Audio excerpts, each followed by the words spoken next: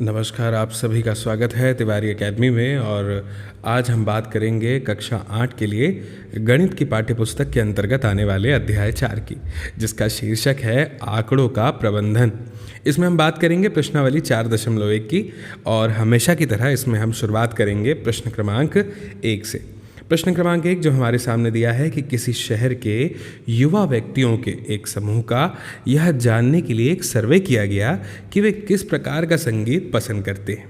ठीक है, इनसे प्राप्त आंकड़ों को संलग्न पाई चार्ट में दर्शाया भी गया है, और इस पाई चार्ट से निम्नलिखित प्रश्नों के उत्तर हमें देने हैं। ठीक है, तो युवा व्यक्तियों का सर्वे हो गया, और क्या जानने के लिए किया गया कि संगीत कौन से प्रकार का उन्हें पसंद है। ठीक है, अब पाई चार्ट हमें दिया है, चलिए देखते हैं प्रश्न कौन कौन से पूछे गए हैं।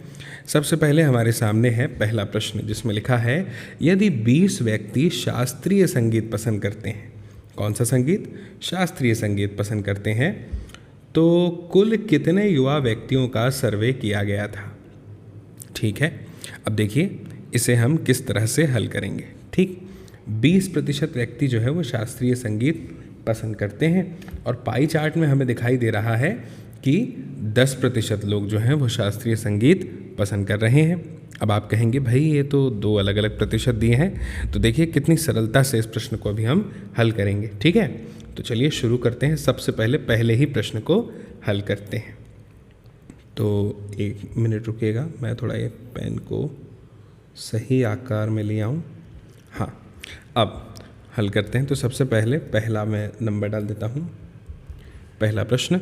अब इसमें हमें लिखना पड़ेगा, अब हमें तो नहीं पता है ना कि कुल कितने व्यक्तियों का सर्वे किया, तो सबसे पहले क्या करते हैं कि जो व्यक्तियों की संख्या है उसको हम कुछ मान लेते हैं। तो मैं लिख देता हूँ कि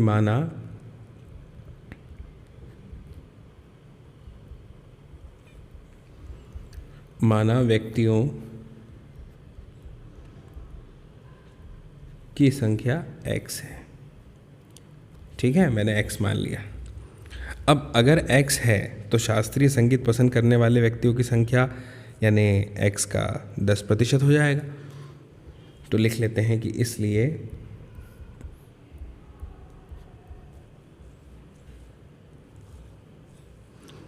शास्त्रीय संगीत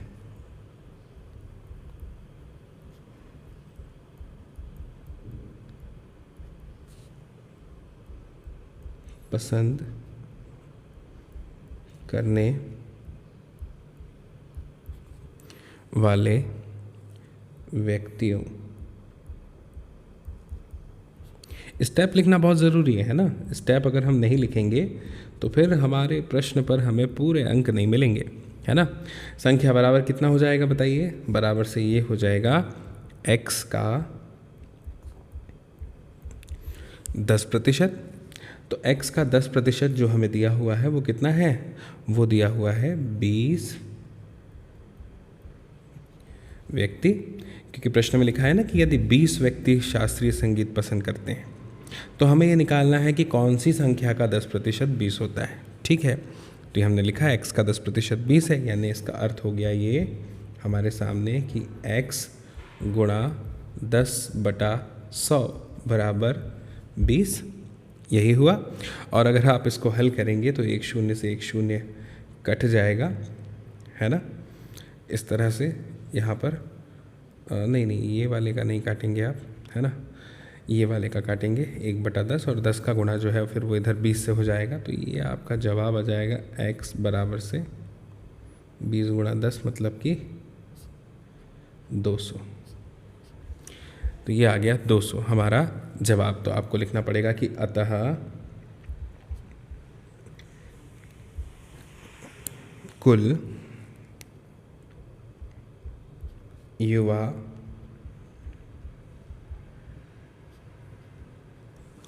व्यक्तियों का, आप लिख दीजिए कुल 200, है ना, सॉरी 1 सेकेंड, कुल 200 युवा व्यक्तियों का सर्वे किया गया, इस तरह से। ठीक है। अब दूसरा प्रश्न हमारे सामने है, लिखा हुआ है किस प्रकार का संगीत सबसे अधिक व्यक्तियों द्वारा पसंद किया जाता है। किस प्रकार का संगीत सबसे अधिक व्यक्तियों द्वारा पसंद किया जाता है। तो जैसा कि हमें पाई चार्ट में स्पष्ट रूप से दिखाई दे रहा है, दूसरा वाला आप जवाब देंगे कि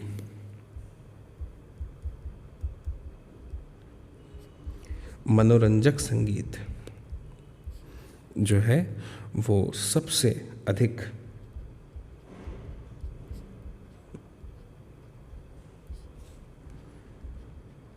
व्यक्तियों द्वारा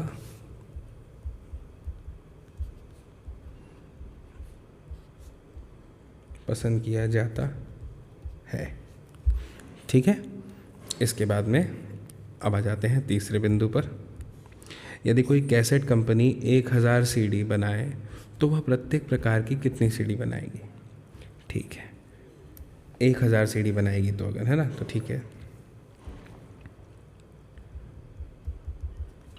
अब देखिए, अब सीडी की जो संख्या होगी कुल मिलाकर के, वो उसको हम 100 के बराबर ले लेते हैं, है ना।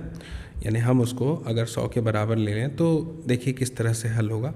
अब शास्त्रीय संगीत की बात की जा रही है सबसे पहले, तो देखिए मैं आपको बताता हूँ शास्त्रीय संगीत जो है, यहाँ पर जो हमें पाई चार्ट में जानकारी दी गई है उसके हिसाब से हम बात करेंगे। तो सबसे पहले मैं लिखता हूँ शास्त्रीय संगीत की सीडी की संख्या। तो क्या हो जाएगी शास्त्रीय संगीत की सीडी की संख्या। भाई कुल कितना प्रतिशत लोग शास्त्रीय संगीत जो है वो सुन रहे हैं, तो आप कहेंगे कि ये 10% लोग सुन रहे हैं। ठीक है। और जो सीडी कंपनी है, जैसे कि प्रश्न में बताया है, वो कुल कितनी सीडी जो है वो बना रही है, कैसेट कंपनी जो है 1000 सीडी। ठीक है ना। अब इसको हम 100 से भाग दे देंगे, ऐसे ही करेंगे ना, तो हमारा जवाब आ जाएगा, ये 2 शून्य से 2 शून्य कट जाएंगे और जवाब आ जाएगा इसका 100। ठीक है। तो शास्त्रीय संगीत के लिए 100 सीडी बन गई। फिर इसके बाद में उप शास्त्रीय संगीत की सीडी की संख्या बराबर। अब उप शास्त्रीय संगीत की बात करें तो देखिए पाई चार्ट में दिया 20%, है ना। तो आप यहाँ पे लिख दीजिएगा 20 गुणा 1000 बटे 100। तो 2 शून्य से 2 शून्य कट जाएंगे, 20 गुणा 10 करेंगे तो ये 200 आ गई संख्या। ठीक। फिर इसके बाद में मनोरंजक के बारे में करिए। संगीत की सीडी की संख्या बराबर। तो मनोरंजन का प्रतिशत कितना है, 40। तो आप 40 गुणा 1000 बटा 100 कीजिए, 2 शून्य से 2 शून्य कट गए, ये हो गया 400। इस तरह से हल हो जाएगा ये, है ना। अब उसके बाद में लोक संगीत पर आ जाइए। लोक संगीत की सीडी की संख्या, तो ये हो जाएगा 30 गुणा 1000 बटे 100, है ना। 2 शून्य से 2 शून्य कट जाएंगे तो आपका जवाब आ जाएगा 300 सीडी। तो इस तरह से ये हमारा पहला प्रश्न हल हो गया। आप चाहे तो स्क्रीनशॉट ले सकते हैं इसका। ये दूसरा और तीसरा प्रश्न है और ये वाला पहला है, पहले का। ठीक। अब हम प्रश्न क्रमांक 2 पर आते हैं। ये दिया है हमारे सामने प्रश्न क्रमांक 2। ठीक है।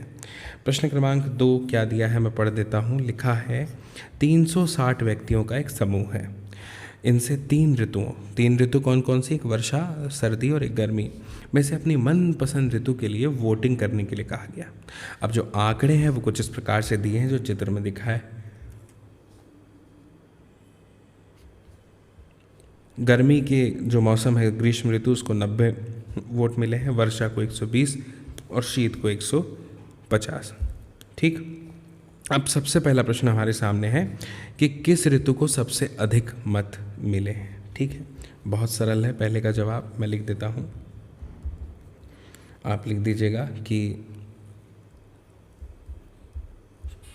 शीत ऋतु जो है उसको सबसे आप कहेंगे अधिक मत मिले हैं। ठीक, इसके बाद में दूसरा प्रश्न है कि प्रत्येक त्रिज्यखंड का केंद्रीय कोण ज्ञात कीजिए। प्रत्येक त्रिज्यखंड का केंद्रीय कोण ज्ञात कीजिए। ठीक है, अब देखिए केंद्रीय कोण कैसे ज्ञात करते हैं मैं आपको बताता हूँ। बहुत ही ज़्यादा सरल है, बहुत ज़्यादा सरल है कि अब इसमें हमें कुछ भी नहीं करना है। 360 अंश आप जानते हैं, है ना, उसका कोण होता है पूरा एक वृत्त जो है वो, तो त्रिज्यखंड। अब सोचने वाली बात है कि 360 व्यक्तियों का समूह है ना, तो 360 व्यक्तियों का जो समूह है उसको अगर हम 360 से भाग दे देंगे तो एक ही आएगा, तो जो दिया है वही संख्या हमें प्राप्त हो जाएगी। तो आप बस यहाँ पे लिख दीजिए एक बार दूसरा वाला, और इसको देखिए इस तरह से लिखिएगा। सबसे पहले लिख दीजिए ग्रीष्म, ग्रीष्म ऋतु का केंद्रीय कोण। ठीक, केंद्रीय कोण, और बराबर से लिख दीजिएगा 90 गुणा 360 बटे 360। 360 से 360 कट गया, 90 ही आएगा, वही कहा था मैंने। ठीक, इसके बाद में ग्रीष्म के बाद में वर्षा का लिख दीजिए। वर्षा ऋतु का केंद्रीय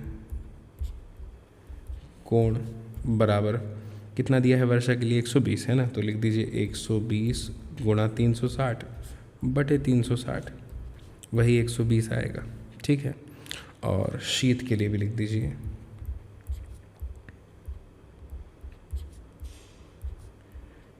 केंद्रीय, एक मिनट, कोण बराबर से जो दिया है 150 गुणा 360 बटे 360, ये भी उतना ही आ गया, कितना, 150। ठीक है, इस तरह से हमें इसे हल करना था। इसके बाद में तीसरा है, इस सूचना को दर्शाने के लिए एक पाई चार्ट खींचिए। ठीक है, अब इसके लिए अगर पाई चार्ट खींचना पड़े तो 360 में से 90, 120 और 150 है ना, तो कुछ इस तरह से खिंच जाएगा।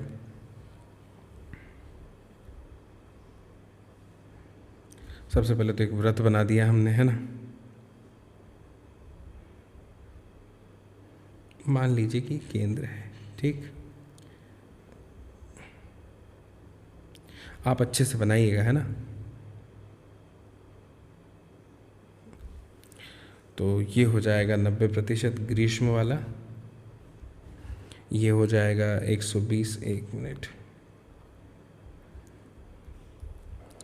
और ये हो जाएगा 150 शीत ऋतु वाला। ये नाम भी आप यहाँ पे लिख दीजिएगा। ठीक है, अब आगे बढ़ते हैं और बात करते हैं प्रश्न क्रमांक 3 की।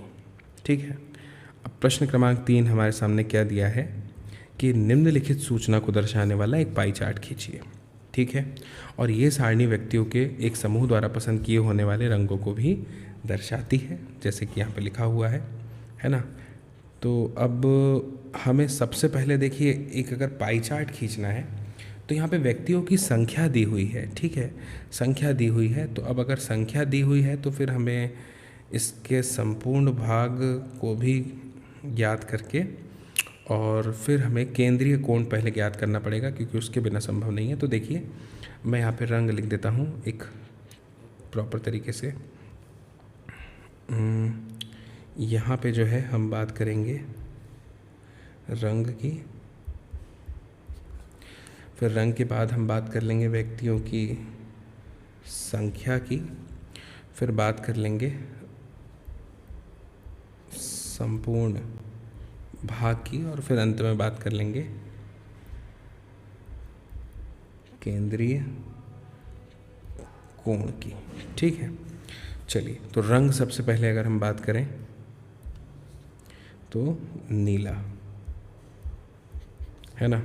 संख्या अगर बात करें तो दिया हुआ है 18, सबको जोड़ लिया तो देखिए नीचे कितना है योग, 36 दिया है ना। तो 36 है, तो अब अगर हमें संपूर्ण भाग निकालना हो तो 18/36 कर देना पड़ेगा। तो ये आ जाएगा 1/2, और 1/2 जो है वो 360 पूरा जो होता है उसका निकल जाएगा कितना, 180 अंश। ठीक है, इसके बाद में हरे की बात करें तो 9 दिया है, 9/36 करेंगे तो 1/4 आ जाएगा, और 1/4 गुणा 360 करेंगे तो ये आ जाएगा आपका 90 अंश, है ना, 4 9 36, इस तरह से। फिर हरे के बाद में लाल की बात करेंगे। लाल 6 दिया है, 6/36, 1/6, 6 6 36 होता है, तो ये आपका आ जाएगा 60 अंश। ठीक है, फिर लाल के बाद में अगर पीला आएगा तो पीला दिया है 3, तो 3/36 है ना, 3 एकम 3, 3 दूनी 6, 1/12, और 1/12 आ जाने की वजह से 360 अगर आप करेंगे तो ये आ जाएगा आपका 30 अंश। ठीक, तो ये आपके केंद्रीय कोण निकल गए। अब हम बड़ी आसानी से जो है यहाँ पे पाई चार्ट बना देते हैं, जैसा कि प्रश्न में बताया है। तो बनाते हैं, कैसे बनेगा, ये बन गया एक वृत्त, और ये हमने सूरत में खींच दिया एक व्यास। ऊपर का नीला जो है वो 180 अंश का हो जाएगा। ठीक है, 180 ही है ना, हाँ ठीक है। फिर इसके बाद में हरा है 90, है ना, हरा है 90, तो ये 90 अंश हरा हो गया। फिर उसके बाद में लाल है 60, है ना, तो लगभग मान लेते हैं कि ये 60 है, और ये हो गया अपना लाल, और बचा हुआ है पीला 30, है ना, तो ये 30 है, मान लेते हैं पीला। इस तरह से ये ऐसा आपका एक पाई चार्ट यहाँ पे बन जाएगा। अब आगे बढ़ते हैं अगले प्रश्न की ओर। अगला प्रश्न है प्रश्न क्रमांक 4। प्रश्न क्रमांक 4 जो हमें दिया हुआ है कि संलग्न पाई चार्ट एक विद्यार्थी द्वारा किसी परीक्षा में हिंदी, अंग्रेजी, गणित, सामाजिक विज्ञान और विज्ञान में प्राप्त किए गए अंकों को दर्शाता है। ये जो पाई चार्ट अब हम यहाँ पर देख रहे हैं, ये जो है परीक्षा में हिंदी, अंग्रेजी, गणित, सामाजिक विज्ञान और विज्ञान जो विषय होते हैं ना, उसमें जो विद्यार्थी ने अंक प्राप्त किए उसको बता रहा है।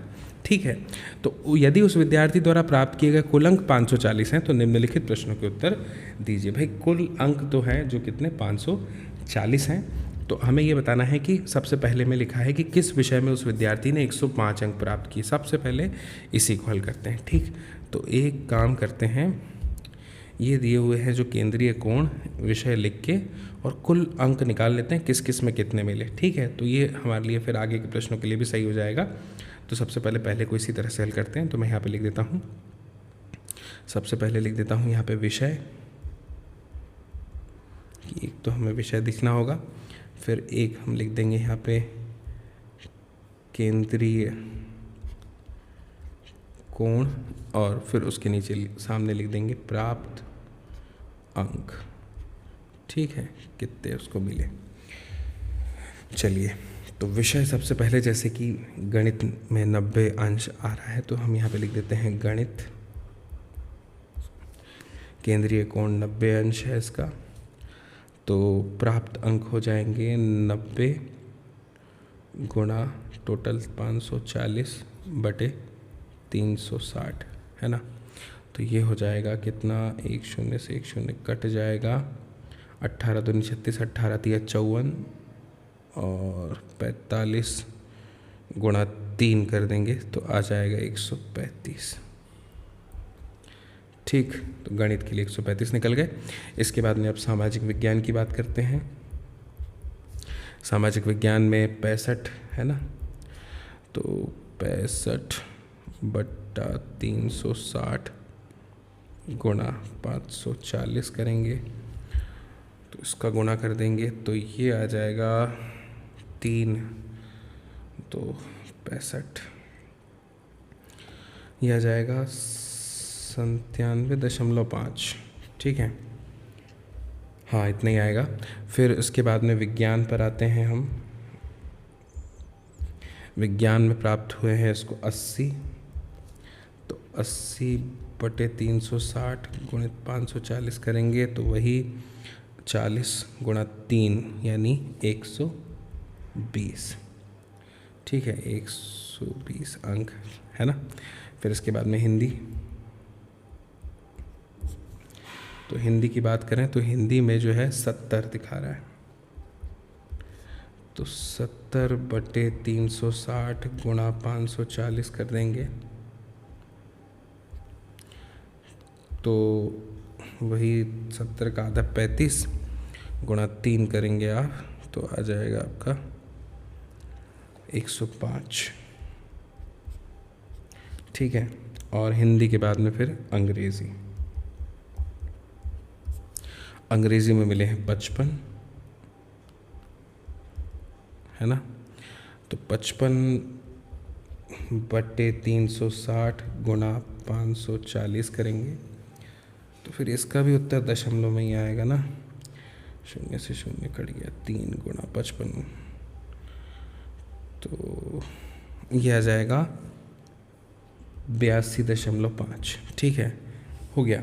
अब पहले वाले का प्रश्न का उत्तर देते हैं कि किस विषय में उस विद्यार्थी ने 105 अंक, तो 105 अंक कहाँ है, हिंदी में, तो लिख दीजिए पहले का उत्तर कि हिंदी में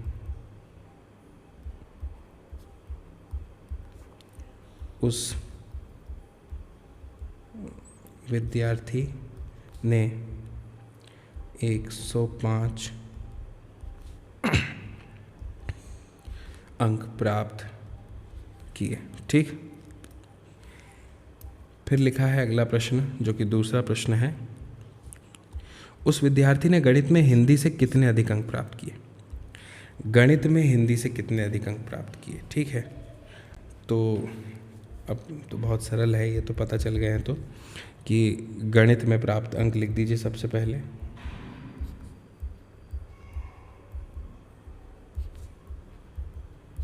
अंक कितने हैं, 135, और अगर मैं बात करूं हिंदी में प्राप्त अंक कितने हैं, 105, तो अंतर कितने का आ जाएगा, दोनों को घटा दीजिए, आ जाएगा 30। तो आप लिख दीजिए कि अतः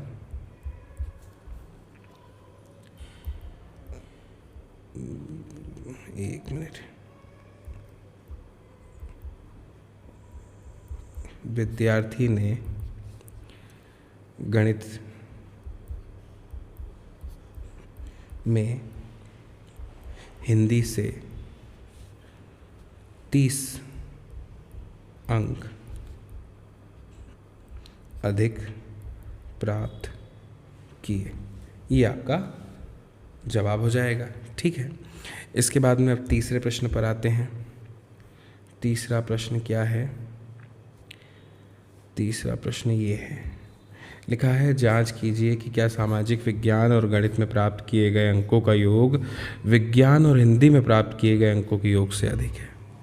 ठीक है भाई, ये भी कर लेते हैं तीसरा प्रश्न यहाँ पे हल हम। ठीक है, अब देखिए सामाजिक विज्ञान और गणित में प्राप्त किए गए अंकों का योग कितना है, मैं बताता हूँ। देखिए यहाँ लिखते हैं हम सामाजिक विज्ञान और गणित में प्राप्त अंकों का योग बराबर से कितना आएगा। सामाजिक विज्ञान और गणित में मिले हैं 97.5 और 135, है ना, तो 97.5 धन 135 कर देंगे तो जवाब आ जाएगा आपका जवाब आ जाएगा 5 और इधर आ जाएगा 232। ठीक है, 232.5 आ गया हमारा। अब विज्ञान और हिंदी में प्राप्त किए गए अंकों का योग।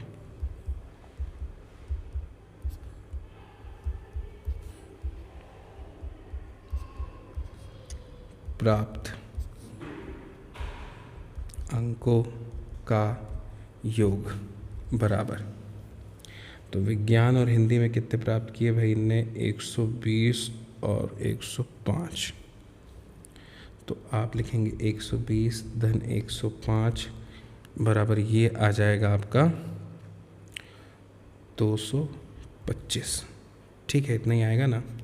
तो अब आपको लिखना है कि दोनों का अंतर है ना, तो दोनों का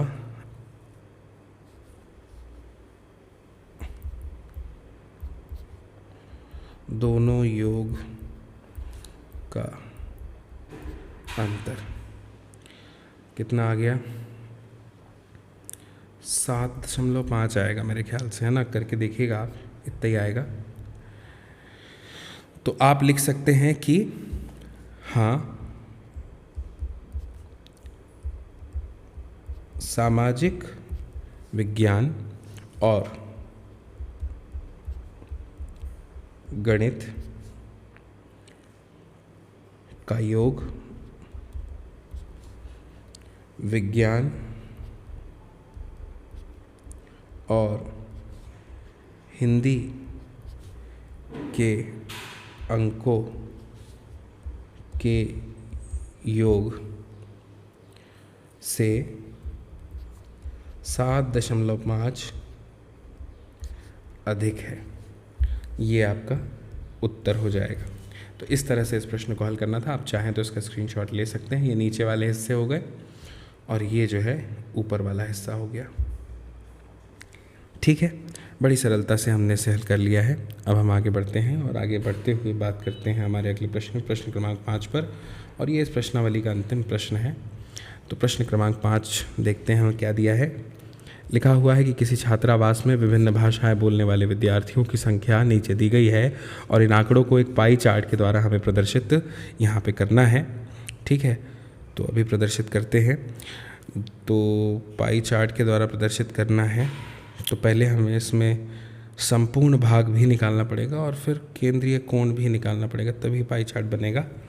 तो ठीक है, कोई दिक्कत नहीं है, जैसा अभी हमने पहले किया था। यहाँ पे मैं लिख देता हूँ भाषा, इसके बाद में लिख देता हूँ संख्या विद्यार्थियों की, फिर संपूर्ण भाग, और फिर उसके बाद में केंद्रीय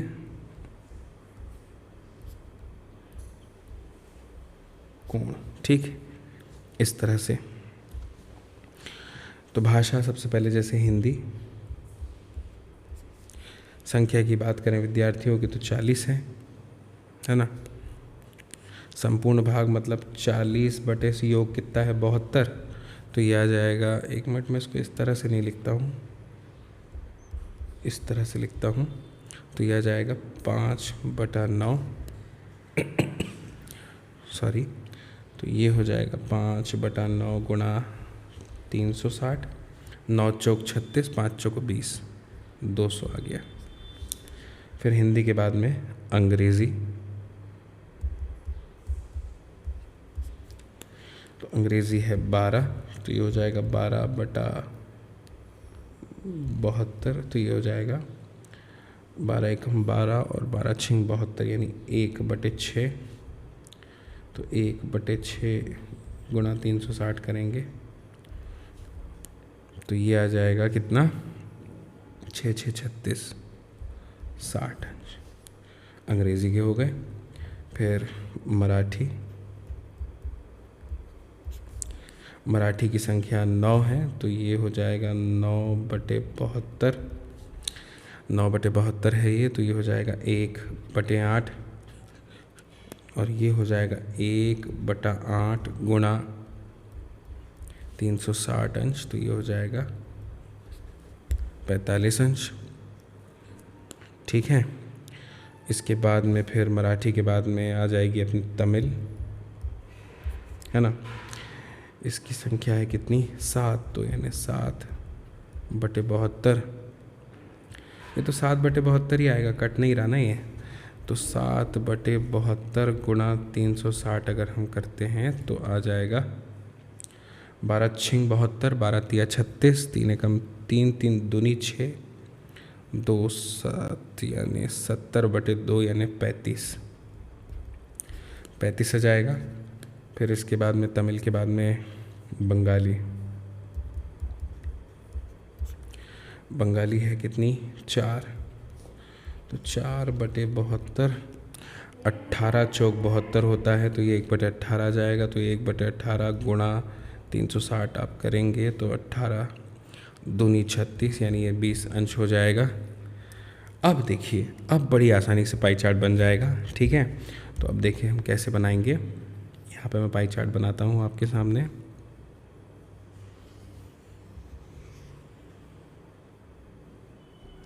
ये हमने एक व्रत बना दिया। अब सबसे बड़ी संख्या है 200 और वो है हिंदी, है ना। तो 180 से थोड़ा बड़ा कोण लेंगे हम 200 के लिए।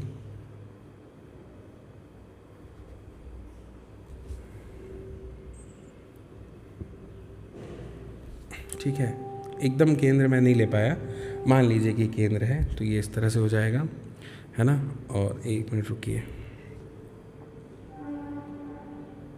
माना कि ये केंद्र है। अब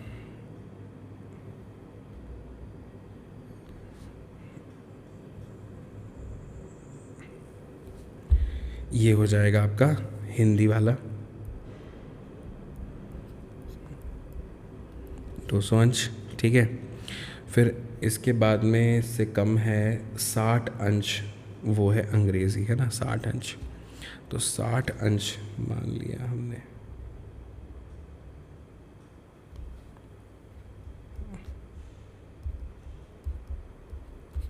अंग्रेज़ी हो गया 60 अंश। इसके बाद में फिर 45 है मराठी, है ना। तो 45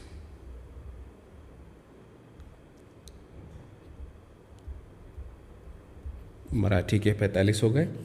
और इसके बाद में फिर तमिल है 35 और बंगाली है 20।